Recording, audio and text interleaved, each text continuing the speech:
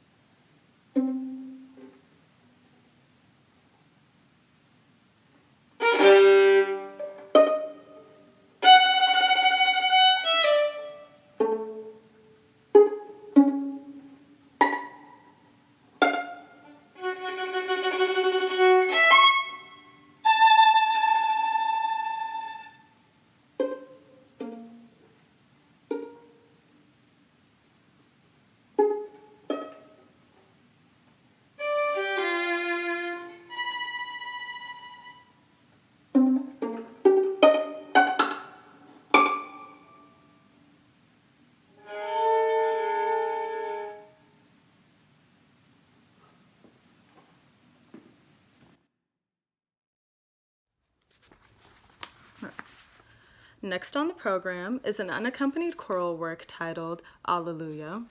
Being a classical voice minor and in the university choir, I have been exposed to a lot of sacred choral works, with my favorite being Ave Maria, arranged by Nathaniel Dett. I wanted to compose a piece that pays homage to that style of singing. The text being sung is derived from Kyrie eleison and the second half of the Sanctus, the Benedictus of the Catholic Mass.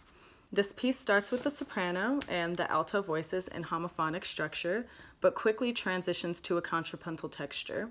I did this specifically because of the style in which the piece was written. As the piece is performed, close your eyes and imagine this composition being performed in a Romanesque or Gothic cathedral. The acoustics of such a space amplifies and carries even the slightest of sounds. The counterpoint present in the piece makes it so that the harmonies reverberate and overtones can be heard. The contrast that occurs when the choir returns to homophonic structure is quite impactful. Kyrie eleison, Christe eleison is translated, Lord have mercy, Christ have mercy. The wording of this text evokes the reverential fear of the power of God. Hence, this text is set to E minor. Benedictus qui venit in nomine Domini is translated, Blessed is he that comes in the name of the Lord. Consistent with the lighter nature of the text, this section is sung in E minor. The piece ends with an Alleluia. Please enjoy.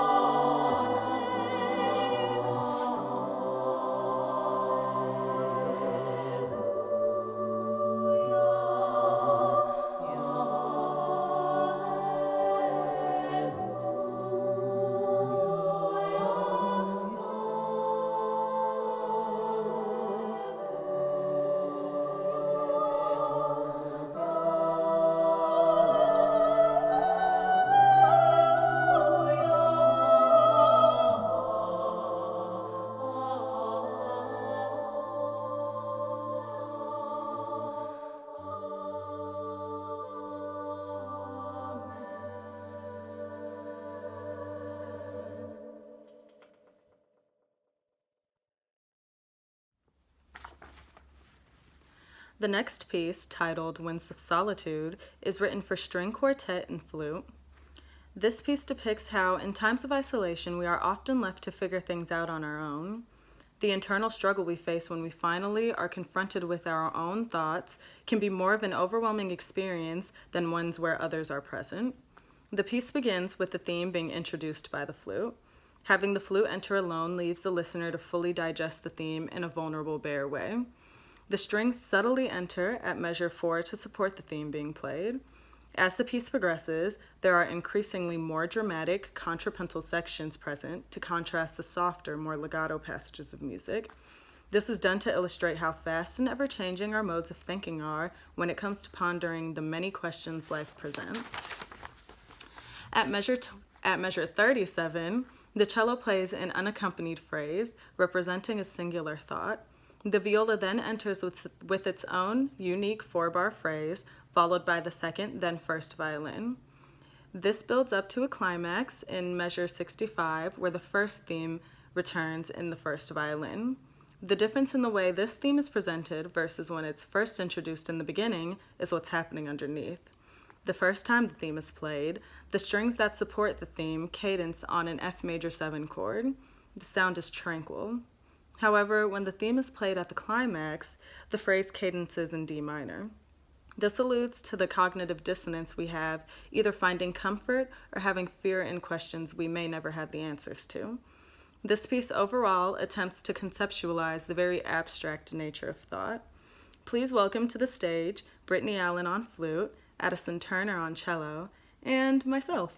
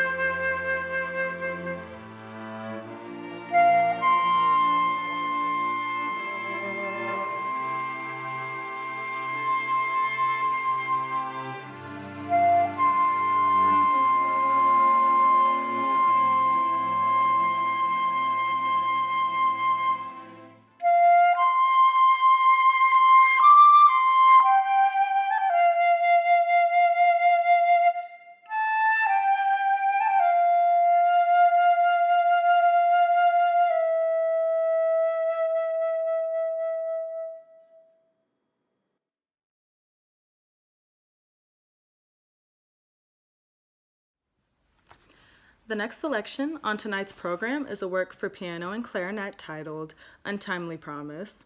The inspiration behind this piece comes from the illusion of time.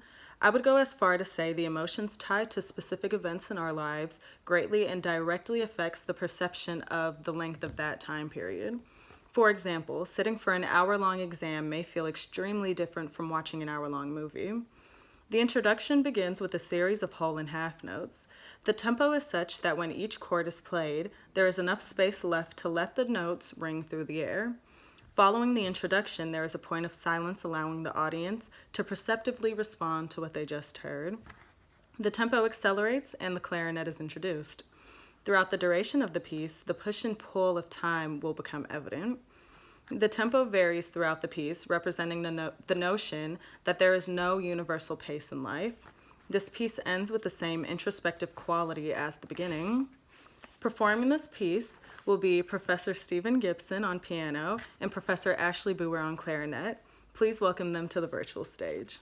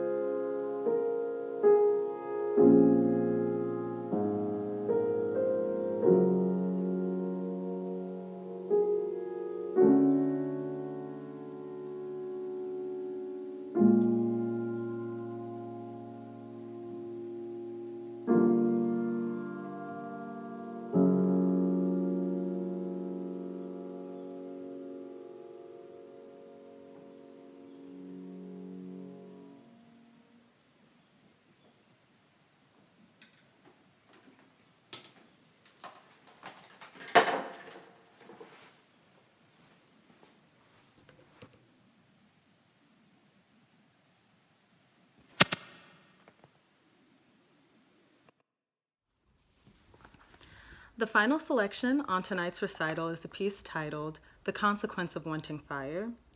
The inspiration for this piece mainly arose from the poetry of my dear friend Alyssa Travis. Throughout our high school years, I have known her to be an incredible writer.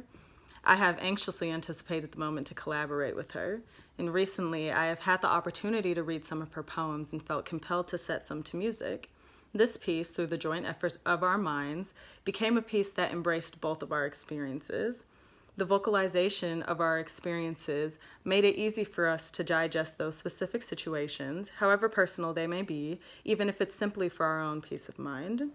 To close my recital, I would like to express my gratitude to the people who have helped me along the way.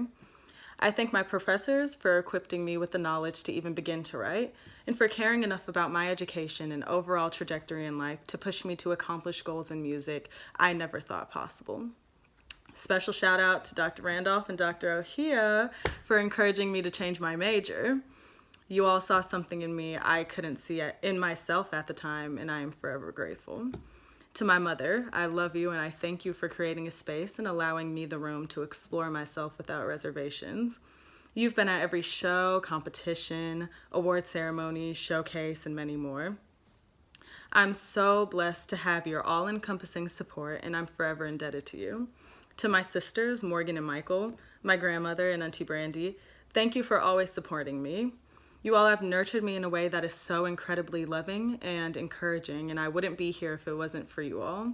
I love you all so much. And I thank my peers at Howard for always being a listening ear and brightening even the most stressful of days. Man, I miss the days when I could endlessly laugh with you all in the student lounge between classes. I'm more appreciative than you'll ever know.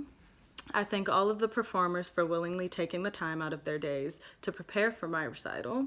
And I thank each and every one of you who logged on to support me. You all have had such an impact on the road to this night. I am truly and immensely grateful. Without further ado, please enjoy the last selection.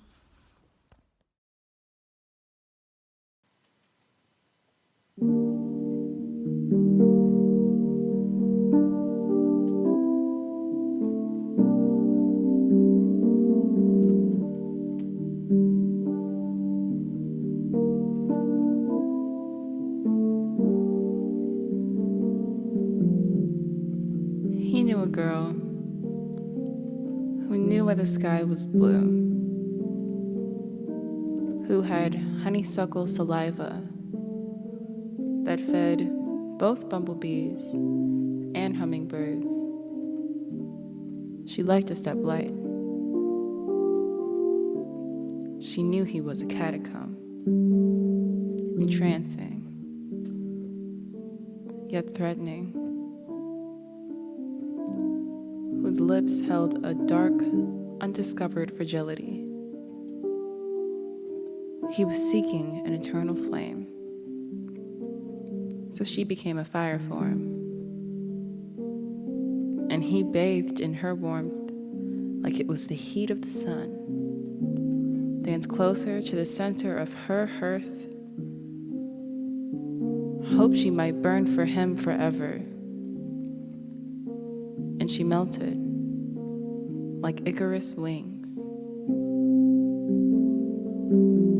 the result of too much faith and being in the wrong place at the same time as everything she ever wanted.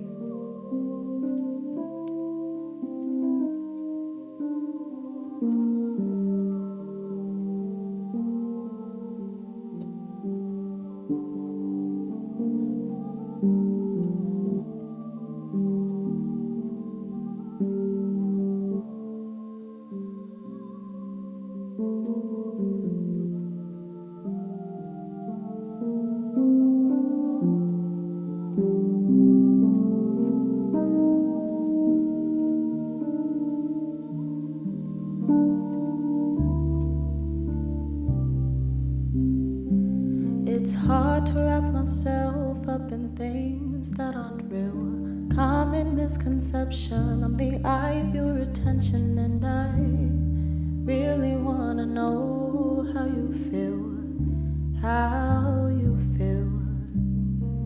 It must have slipped your mind. I'm the one that has your heart. Play it smart, we're not so set apart. You're the target, karma is the dart. I've been peeking around the corner at the street that got to turn my head both ways. Watch my step when I get out of the car, 'cause I got sneaking suspicion that my shoulders aren't positioned in the way they should be. Polluted ideas weigh heavily, and I can't be pulled towards what I'm not naturally.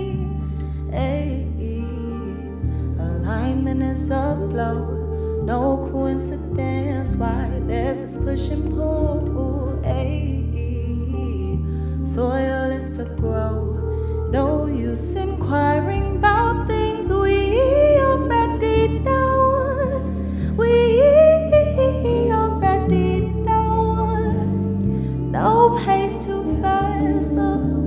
Slow, slow, slow, slow.